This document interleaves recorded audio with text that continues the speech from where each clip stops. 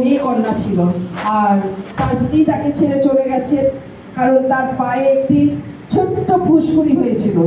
সেই ফুসকুড়িটা সে প্রথম হয়তো গুরুত্ব দেয়নি, সেই ফুসকুড়িটা বিরাট আকার ধারণ করেছে এবং হতে হতে পুরো পাটা তার সেই ঘা মতো হয়ে গিয়েছে। আর আমরা সকলেই জানি ঘা হলেই মানে তার বিকলঙ্গ হচ্ছে ক্যান্সার, তাই না? আমরা প্রত্যেকে এটা জানি।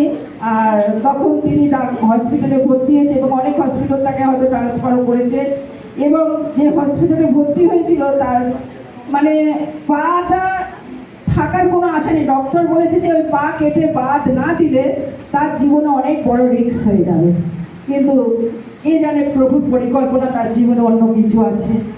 সেই সময় আমরাও সেখানে গিয়েছিলাম, আমরা ভিজিটিং করতে যাই। সেই যার বাড়ি ভিজিটিং করতে যাই সে তখন বলে যে এই সন্তানটি হসপিটালে ভর্তি হয়েছে এবং আমাদেরকে প্রত্যেককে নিয়ে সেখানে যাওয়া হয়েছে। আর আমরা সেখানে যখন যাই সে আমাদের দেখে চোখের জল মানে কেঁদে ফেলেছে সে, যে আমার এরকম অবস্থা, তার একটা ভাই পাশে তাকে সবসময় সেবা করছে। তার আর্থিক অবস্থা এতই খারাপ যে সে যে ওই হসপিটালে থেকে চালাবে সেরকম কেউ নেই যে তাদের রোজগারে। সে যে ভাইটা ছিল তাকে হসপিটালে দেখাশোনা করতো, কিন্তু প্রভু তার জীবনে মিরাকেল করেছে। যখন আমরা যাই তখন আমি আমার সন্তানের সাক্ষ্যটা তাকে তুলে ধরি এবং আমি বলি যে ডক্টর আপনাকে বলেছে পা কেটে বাদ দিতে হবে, কিন্তু প্রভু যিশু আপনাকে কি বলছে? প্রভু যিশু বলেছে তার ক্ষত দ্বারা আমরা আরোগ্যতা পাইয়াছি।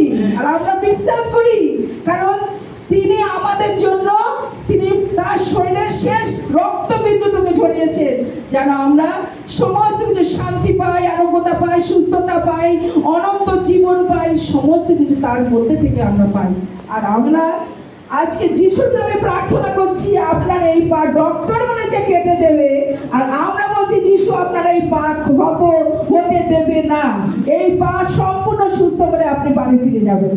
আর আমরা প্রত্যেকে সেখানে তাকে আমরা চোখের জলে সেখানে প্রার্থনা করেছি প্রভু যিশুর কাছে, কারণ আমরা জানি একমাত্র যখন সবাই ছেড়ে দেয়, ডক্টর ছেড়ে দেয়, আর তখন প্রভু যিশুর কার্য তার মধ্যে শুরু হয়।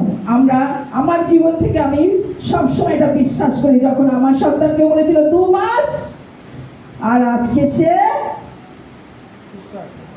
20 বছরেরও বেশি হয়ে গেল, সে উইদাউট মেডিসিন দ্বারা সে চলছে প্রভুর কাছে।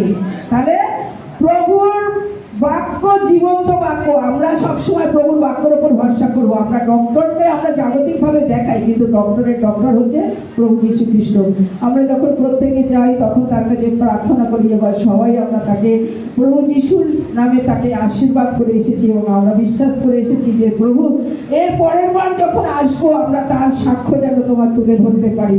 আর এইবারে যখন গিয়েছি তখন তার দেখছি সেই পাটা ওই অবস্থা হচ্ছে তার পা, এখন যে পরিস্থিতি আছে ওই অবস্থা তার পাশ, এই পা নিয়ে সে রোজ সাইকেল চালিয়ে কাজে যায় এবং তার 3টি মেয়ে কন্যা আছে তাদের, এবং 2 বৃদ্ধ বাবা মা আছে তাদের জন্য সে রোজ কাজে যায়। আমরা যখন দেখছি আর আমরা প্রভুর কাছে ধন্যবাদ দিচ্ছি যে প্রভু তুমি কত মহান, যে এই ক্ষত পাকে তুমি অক্ষত করে আর তাকে সেই শক্তি দিয়েছো, তোমার শক্তি তার জীবনে প্রদান করেছো, তবেই সে চলতে পারছে, নতবা কোনো মতেই সে চলতে পারতো না। ওই পা নিয়ে সে তার রোজগারের পথ চলছে। আর আমরা অনেক সময় ভাবি যে আমাদের ঈশ্বর হাত পা দিয়েছে আমাদের পরিশ্রম করে খাওয়ার জন্য, কিন্তু তার প্রমাণ হচ্ছে এই সন্তান যে তিনি বসে খান না, তিনি বসে কারোর উপর নির্ভর করেননি, তিনি সদা প্রভুর উপর নির্ভর করে তিনি রোজ সকালবেলা একটা সাইকেল নিয়ে বেরিয়ে যায় জল মজুরির কাজে। আর ঈশ্বর তাকে শক্তি দেন, কারণ ঈশ্বরের বাক্য বলে ঈশ্বর যদি আমায় শক্তি দেন আমি তার জন্য সবকিছু করতে পারবো। আমি বিশ্বাস করি, কারণ আমিও অনেক সময় দুর্বল হয়ে যাই, আর তখন আমি বলি প্রভু তুমি আমাকে ওঠাও, তুমি আমাকে বেছেছো, তোমার কাজে নিযুক্ত করেছো, আমাকে তুমি চালাও, কারণ তুমি ছাড়া আমাকে কেউ ওঠাতে পারে না, আমি দুর্বল হয়ে পড়ছি, তুমি আমাকে সবল করো। তোমার বাক্যে লেখা আছে যে যখন আমি দুর্বল তোমার বাক্যে আমি সবল। আমি বিশ্বাস করি সেই বাক্যকে, আর আমি তখন তাদেরকে আমরা প্রত্যেকে প্রার্থনা করেছি, আর আমরা বলেছি আমাদের মণ্ডলীতে আপনার সাক্ষ্য দেবো। আর সত্যি তারা খুব নিট, আর সেখানকার মানুষরা এত নিট, এত গরিব যে না দেখলে কেউ বিশ্বাস করতে পারে না যে তারা কি কষ্ট করে দিন তাদের অতিবাহিত হয়।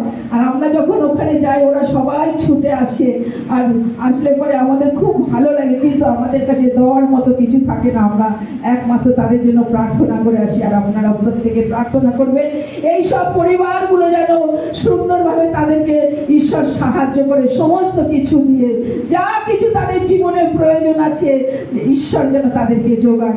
আর বিশেষ করে ধন্যবাদ দিই যে ঈশ্বর আমাদের প্রত্যেকটা সন্তানকে সুরক্ষিত রাখছে আর এইভাবে আমাদের অতিবাহিত করছে। আর শিলিগুড়ি মিনিস্ট্রি অনেক দিন থেকে চলছে, কিন্তু আমরা তাদের জন্য প্রার্থনা করব যেন সেখানে একটা সুন্দরভাবে আমাদের অনেক পরিকল্পনা আছে, অনেক আশা আছে, ঈশ্বর যেন সেখানে সাকসেসফুল করে। ধন্যবাদ, ঈশ্বরের মহিমা হোক।